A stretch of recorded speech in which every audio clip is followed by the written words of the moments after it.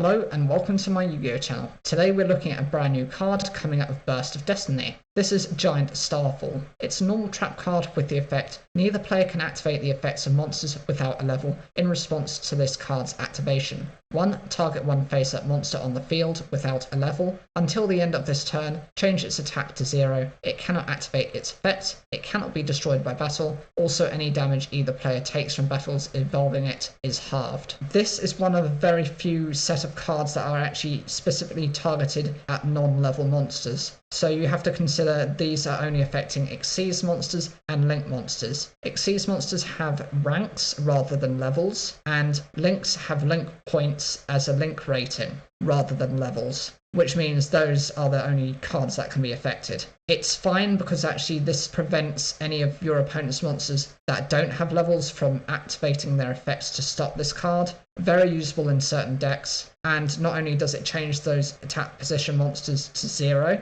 they can't activate their effects, and there are so many pluses. You can actually then be able to destroy those if they've got protection, normally have protection from card effects. You're then able to destroy them by card effect. It does have a couple of disadvantages to it, which I can understand. You don't want it to become an overly broken card, in that it does grant them a destruction from battle protection for the turn, and it also halves any damage that you inflict to your opponent for that turn as well.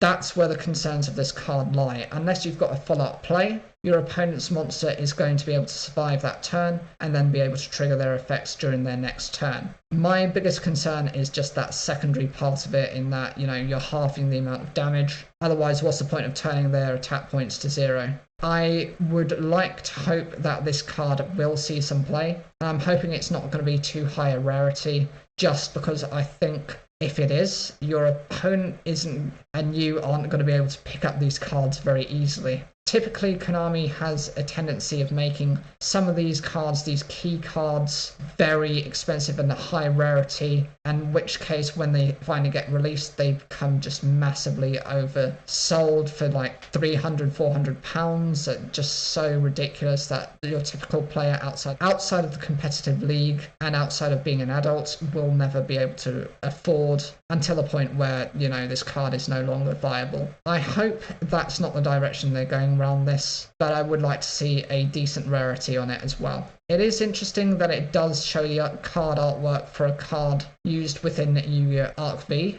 Outside of that, I don't understand why it's been used, considering that the monster shown is actually a fusion monster. Maybe it's trying to show a fusion monster against something it's battling that's an Xyz or a Link monster. Maybe that's the design of it. What do you guys think? Whatever you think, whether it's worthwhile to have this card, pick it up or not, leave those comments down below, like the video if you enjoyed it, and don't forget to subscribe for more daily Yu-Gi-Oh! Content.